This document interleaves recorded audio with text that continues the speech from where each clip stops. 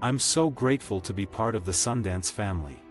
For City of Ghosts, I really didn't speak any Arabic. It obviously made it more difficult, but I also found it to be an advantage while shooting. It allowed me to focus on the emotion of the scene as opposed to just chasing dialogue. In my humble opinion, propaganda is one of the most evil tools humans have used against humans throughout history to justify wars, justify atrocities, justify evil. ISIS has taken it to a new extreme. Cartel Land explores what happens when, in a Mexican society without order, law, or security, vendettas, terror, and corruption go hand in hand with the pursuit of a better world. I want to move people to think and ponder the question of their own healthcare, and it doesn't need to be political thinking. Sundance is incredible and has been very important for my career as a filmmaker, but it's also not the only route to success. There are a ton of great movies that don't get in and go on and do wonderfully. We have this fascination that more is better, and what we learned was more isn't better, that more care can actually hurt you. That fascination with the quick fix is often hurting us. 1/3 of healthcare spending doesn't even improve healthcare. Too often, we rely on other people, whether it be politicians or institutions, to effect change.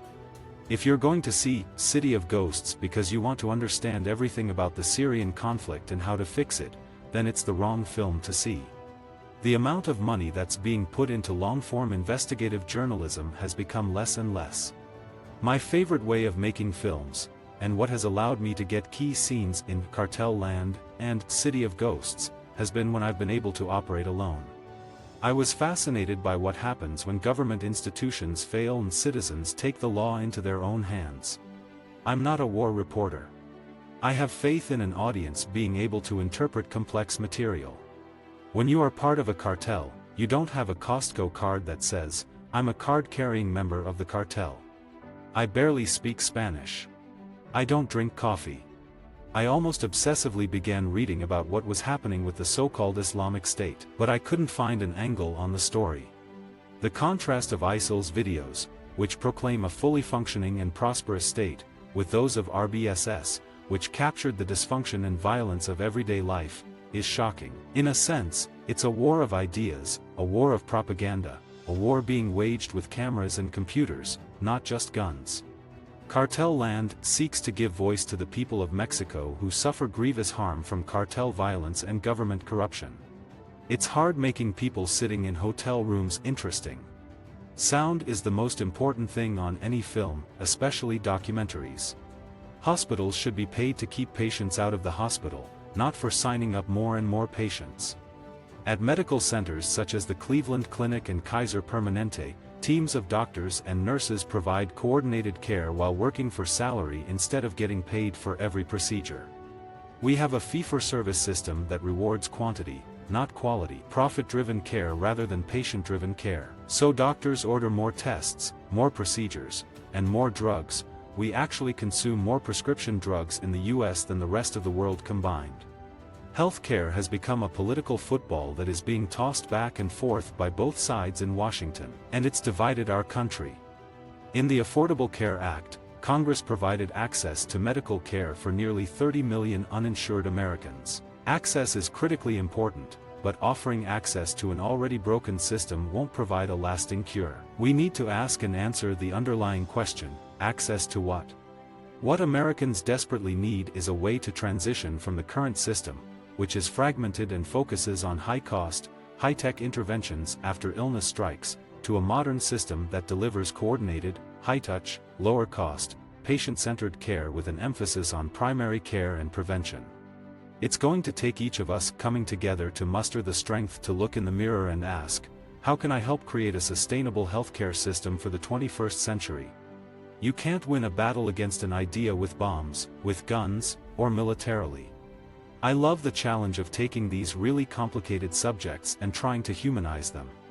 I think we as a society, a global community, we as governments, need to figure out ways to combat ISIS, not just as a military force but as an idea. My dad sent me a clipping about the self-defense militias in Mexico. Immediately, when I read it, I knew I wanted to create a parallel story about vigilantes on both sides of the border. The story of everyday people rising up to fight against evil to protect their families, it's a story that we've seen play out throughout history and across the world today. Bombs are not going to fix ISIS. ISIS is an idea, and we have to fight this idea with the same tools that they're using.